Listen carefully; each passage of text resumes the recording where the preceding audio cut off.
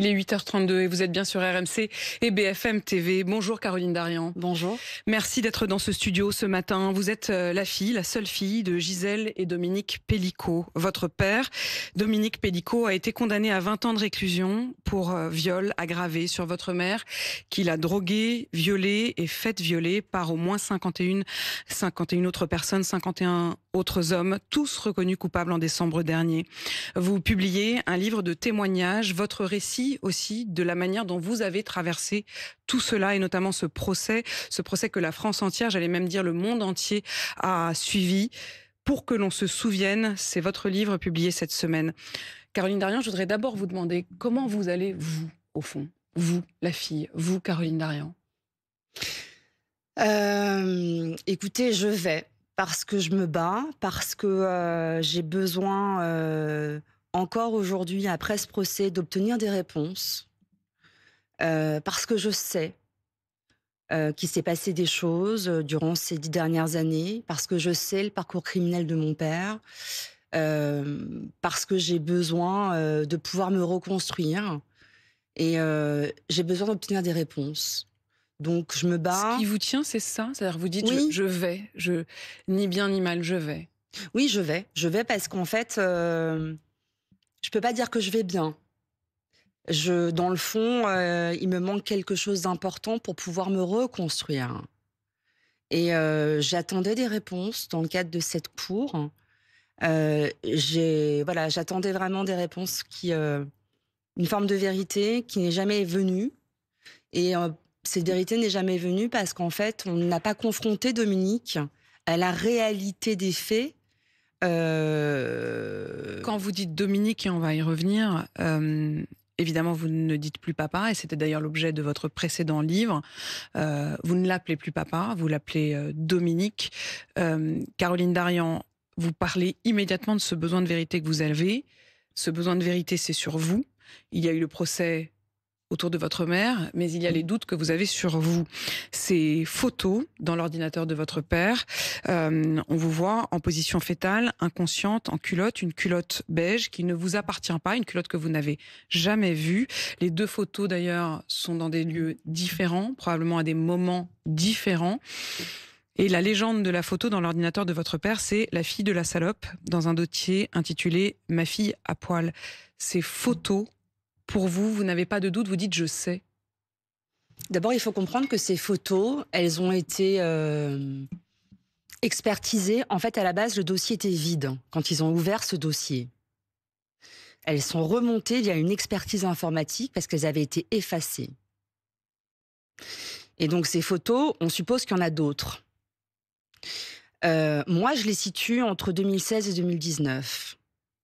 Mais ces photos, elles sont éloquentes parce qu'elles montrent une vraie mise en scène qui est exactement peu ou prou la mise en scène dans laquelle on retrouve ma mère sur différentes scènes de viol avec des inconnus. Et ces photos ont été partagées avec des inconnus et ont été commentées. Ces conversations n'ont jamais été investiguées par les enquêteurs de police. C'est bien dommage. Pourquoi ? Parce qu'en fait, Dominique n'a pas été poursuivi pour administration et tentative de viol ou viol sur sa fille. Il a été mis en examen en ce qui me concerne pour violation de l'intimité de ma vie privée. Mais c'était pas le sujet. Moi, depuis le départ, le 3 novembre 2020, quand on me montre ces photos au commissariat de police, je dis aux enquêteurs, attendez là, c'est pas les photos d'un voyeur. Je suis sédatée. Il y a un problème. Quand je vais voir la juge d'instruction, Guénola Journeau, durant les 2 ans et demi d'instruction, je lui dis, je la vois 2 fois en 2 ans, je lui dis, il y a un problème. Faites-le parler. Il s'est passé quelque chose avant les photos et après les photos. Et en fait, ils n'ont pas eu assez de temps. Ils n'ont pas pris le temps nécessaire pour investiguer sur ce dommage, sur la vérité de ce qui s'est produit me concernant. Donc moi, je suis à part. Ce dossier, il n'a pas été investigué comme il aurait dû l'être. je le dis pour ceux qui nous écoutent ou qui nous voient, je vous vois avec quelque chose à la fois de bouleversé et de très déterminé. C'est frappant de ressentir ça, y compris physiquement dans votre présence dans ce studio, Caroline Darian. Vous êtes très déterminée, mais il y a ce mot quand vous dites « je suis à part de votre mère », au fond, c'est ça aussi, ça veut dire qu'il y a le dossier. Je suis une victime invisible. J'ai été une victime invisibilisée dans ce dossier. Et c'est terrible. C'est terrible. La justice me doit quelque chose.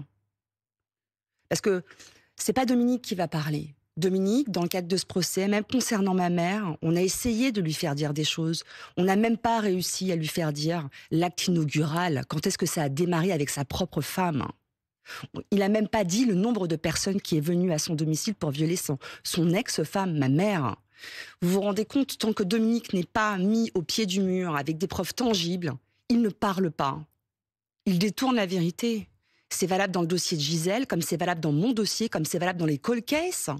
Je veux dire, on est en face d'une personnalité qui est vraiment, vraiment très perverse. Moi, je sais que sur ces photographies, je ne dors pas. Je sais que ces moments-là m'ont été volés. Je veux obtenir la vérité. Que vous ne dormez pas au sens où ce n'est pas un sommeil naturel. Mais bien sûr que non. Bien sûr que non. Donc, si vous voulez, quand j'ai découvert ces photos, et même aujourd'hui, moi, j'ai vraiment besoin de l'aide de la justice pour pouvoir prétendre à aller mieux, comme vous me demandez comment je vais. Moi, j'irai mieux quand j'aurai une part de vérité.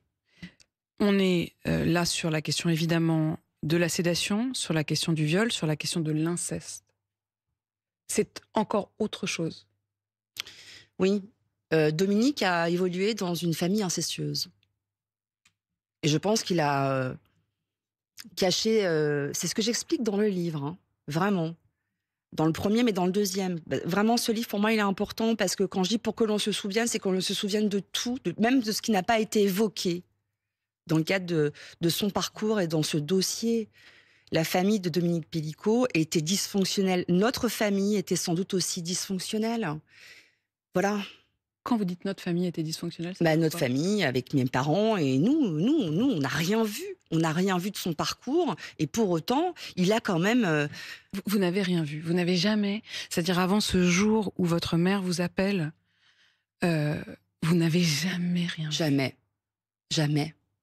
J'ai jamais vu mon père. Vous n'avez jamais eu de soupçon, vous n'avez jamais, vous êtes jamais dit un truc louche, vous êtes jamais. Je n'ai jamais vu mon père dévisager une femme, ou je n'ai jamais surpris mon père. Moi, j'ai été jusqu'à mes 25 ans chez mes parents. Surpris mon père en train de regarder un film porno? Jamais. Soupçonné même? Jamais, jamais, jamais. Moi, qui suis hyper investie dans pour la cause des femmes depuis très longtemps, je parlais de ça avec mon père. Vous vous rendez compte, quand à 41 ans, je découvre qu'en fait, c'est sans doute l'un des plus grands prédateurs sexuels des 30 dernières années. Des 30 dernières années. C'est terrible pour moi. Caroline Darian, vous avez donc à votre tour porté plainte contre votre père de fait de viol, de tentative de viol, d'agression sexuelle, d'administration de substances de nature à altérer le discernement pour commettre des viols et ou des agressions sexuelles et pour mise en danger d'autrui.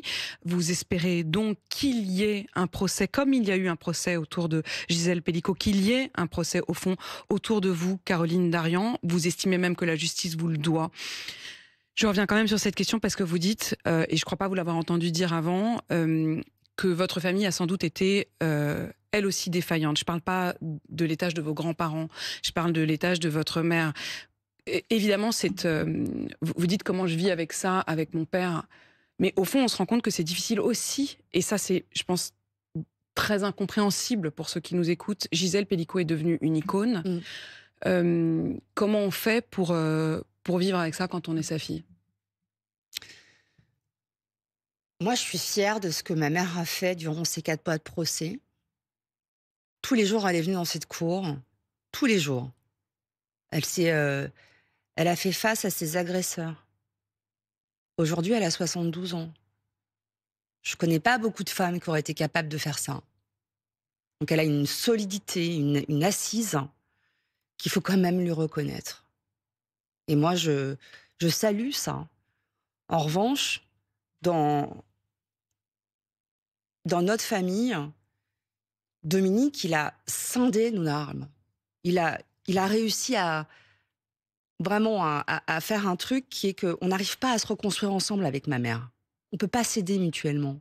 Moi, je suis dans une quête de vérité à l'égard de Dominique parce que je sais qu'il a un parcours criminel qui dépasse très largement le simple dossier de ma mère, hein. Pour ma maman, c'est compliqué d'avoir à regarder ça en face.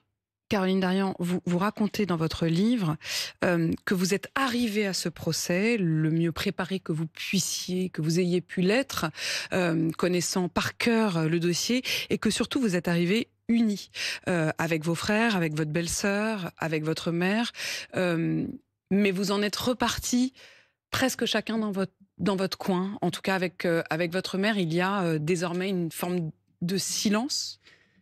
Ma mère a décidé de vivre ce procès seule. Parce que pour elle, c'était son dossier. Avec mes frères, c'était notre histoire familiale. Il faut comprendre que dans cette cour, c'est joué une partie de notre vie de famille. On était tous constitués partie civile. Nous, les enfants, et nos enfants respectifs, les petits-enfants de Dominique et Gisèle. Voilà. Après, je pense que c'est un dossier qui est tellement compliqué et je pense que j'espère que les gens comprendront. C'est difficile d'être à ce point exposé. Ma mère a fait le choix d'ouvrir les portes de ce tribunal et c'est extrêmement courageux et c'est un symbole fort. Mais ça n'empêche que nous, derrière, il y a des vraies vies, il y a des vrais gens. Il y a voilà. vos enfants, il y a vos nos neveux et nièces enfants. à qui vous dédiez ce livre. Absolument. Et en fait, on est tous abîmés quelque part. Mais Caroline Darian, sur la question de l'inceste, puisqu'au fond, on le sent bien, c'est votre... c'est presque, j'allais dire, votre croix. C'est-à-dire qu'on sent qu'aujourd'hui, vous avez dit, j'ai vécu... j'ai enchaîné les épreuves. Il y a eu les épreuves de la révélation, il y a eu les épreuves de l'accompagnement de votre mère, il y a eu les révélations du procès, et il y a eu l'épreuve de ces photos de vous, il y a l'épreuve aujourd'hui du doute, et il y a l'épreuve, on le sent, de ce qui accompagne souvent l'inceste, mais on a du mal à imaginer que ça l'accompagne, y compris dans une affaire comme la vôtre, qui est celui d'une mère qui, au fond, dit à sa fille, je ne te crois pas, ou en tout cas, c'est pas ton moment. Oui, en fait, la question de l'inceste dans notre famille, je pense que c'est quelque chose qui est difficilement audible pour ma maman. Elle a traversé tellement de choses qu'encore aujourd'hui, pour elle, c'est inaudible et inenvisageable. Elle savait que vous alliez porter plainte? Elle le savait, elle le sait elle sait depuis le départ. Ma version des faits n'a pas changé, n'a pas varié d'un iota depuis 5 ans. Vous avez attendu votre moment, quoi. Ce procès, j'ai réalisé, c'est vrai, hein, j'ai réalisé alors que j'étais moi-même dans ce procès. Il y a un moment donné où je suis devenue spectatrice de ce procès. Alors que c'était quand même mon père et ma mère. Mais j'ai compris que c'était pas là que ma vérité allait se jouer. Et par respect pour ma mère, j'ai attendu de déposer cette plainte. Par respect pour elle. Parce que c'était son moment. N'empêche que, 3 mois après la fin du procès, j'ai beaucoup réfléchi. Vous savez, cette plainte, elle fait 30 pages. 30 pages. Ça demande du temps, ça demande de la réflexion. J'espère vraiment que cette plainte sera prise au sérieux. Est-ce qu'il n'est pas trop tard? Je ne sais pas. Pourquoi trop tard? Parce que est-ce que les investigations qui, j'espère, seront lancées donneront quelque chose, vous voyez? C'est pas prescrit. Non, c'est pas prescrit. Mais les investigations, s'il y a une enquête qui est lancée, est-ce qu'on arrivera à Est-ce qu'on vous démêler? donnera autant d'attention? Vous voulez dire, il y a Ouais, quelque chose comme ouais. de l'ordre, bon, on a déjà beaucoup fait pour On cette a affaire? déjà beaucoup fait pour ce dossier. Moi, je suis persuadée qu'il reste encore énormément de choses à découvrir dans le parcours criminel de Dominique Pellicot et à l'égard de sa fille. Caroline Darian, quand vous dites le parcours criminel, il y a aussi la question des cold cases, comme vous le disiez, et effectivement de morts qui jusqu'à présent n'avaient pas été expliquées et dans lesquelles votre père est poursuivi aujourd'hui. Caroline Darian, votre père, il nie. Mais oui, mais il nie tout. Donc, En fait, son ADN a été retrouvé dans une tentative de viol. Et je peux vous assurer que dans cette tentative de viol de Marion, qui remonte à 99, à l'époque, moi j'avais 20 ans. 20 ans. Elle avait le même âge que moi. Pendant 4h30, elle a vécu l'enfer. Elle s'est vue mourir, cette jeune fille. Mourir. Si elle ne s'enferme pas dans ce placard, elle meurt. Elle meurt. Moi, je connais la violence de cette scène qui remonte à plus de 20 ans. Ça dit énormément de choses du parcours criminel de Dominique Pellicot. Et qui est mis en examen dans cette affaire. Et de la sérialité de ses crimes. Vraiment, j'insiste. Aujourd'hui, Caroline Darian, ce moment-là que vous avez vécu, avec le recul, vous dites, dans le procès, quand soudain vous finissez par quasiment hurler votre douleur, votre détresse, et que vous dites à votre père, tu mens, vous dites, je regrette parce que finalement, j'ai pas pu obtenir ce que j'aurais voulu, parce que ça l'a braqué en quelque sorte, ou il n'a pas, dans ce contexte-là, fait ses aveux. Mais vous aviez besoin. C'est-à-dire, comment on peut regretter une sorte de cri du cœur qui est sorti sans que vous l'ayez prévu? J'ai regretté dans cette cour le peu de temps qu'on a essayé d'accorder à la personnalité de Dominique. J'ai vraiment regretté ça. Ils étaient 51, on n'a pas passé assez de temps pour faire parler Dominique Pellicot. Moi, ça m'a révoltée. Donc oui, j'ai eu du mal à garder mon calme, parce que je voyais bien qu'en face de moi, j'avais quelqu'un qui mentait, quelqu'un qui cherche à contourner les choses. Mais comme dans tout ce qu'il a fait, dans tous les interrogatoires, à chaque fois, quand moi j'ai lu les dépositions de Dominique, il contourne la vérité, il ment systématiquement, tout le temps. Et c'est vrai que j'ai eu du mal à garder mon calme dans cette cour, et je me suis dit, mince, est-ce que si j'avais fait preuve de plus de stratégie comme lui... Si vous aviez utilisé presque une forme de perversité, ou en tout cas de ruse. Exactement. Parce qu'avec ce genre de personnalité, j'ai tendance à penser qu'effectivement, il faut adopter la même posture. Vous espérez donc qu'il y aura un procès et qu'il y aura des investigations plus poussées à partir de la plainte que vous avez déposée et des 2 photos donc de vous. Il y aura de toute façon déjà un autre procès, puisqu'une partie des prévenus ont fait appel. Le nouveau procès aura lieu en octobre prochain.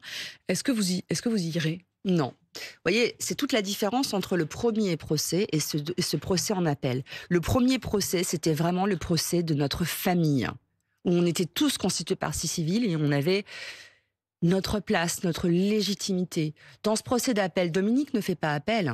Aujourd'hui, ils sont plus que 10 à faire appel, mais ça, pour le coup, c'est vraiment le procès de ma mère. Je n'ai aucune légitimité à y être, et je pense que mes frères non plus. C'est toute la différence. Elle ne veut pas votre soutien? Je pense qu'elle n'en éprouve pas le besoin. Elle vous l'a pas demandé? Non. Vous vous parlez?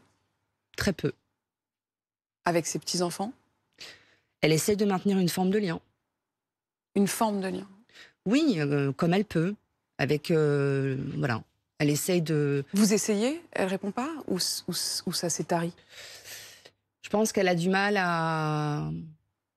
Oui, je pense qu'il s'est passé trop de choses. Voilà, on essaye de se reconstruire, elle et moi, différemment. Vos frères sont là? Mes frères sont là et j'ai cette chance, ouais, vraiment, d'avoir ma fratrie à mes côtés. Vous diriez que vous êtes encore quelque part quand même une famille? Oui, oui, il reste quelque chose de précieux. Et vous êtes debout parce qu'effectivement, comme vous le dites, vous attendez ces vérités. Je suis très frappée par votre détermination, Caroline Darian. Merci d'être venue témoigner pour nous ce matin. Je rappelle effectivement donc que vous portez plainte à votre tour contre votre père pour ces faits de viol et de tentative de viol, et aussi d'administration de substances de nature à altérer le discernement. Ça, c'est un combat aussi que vous menez parallèlement avec les associations que vous avez montées. Caroline Darian, Pour que l'on se souvienne, c'est le livre que vous publiez donc, et c'est chez Jean-Claude Lattès. Merci infiniment d'avoir pris le temps de témoigner ce matin.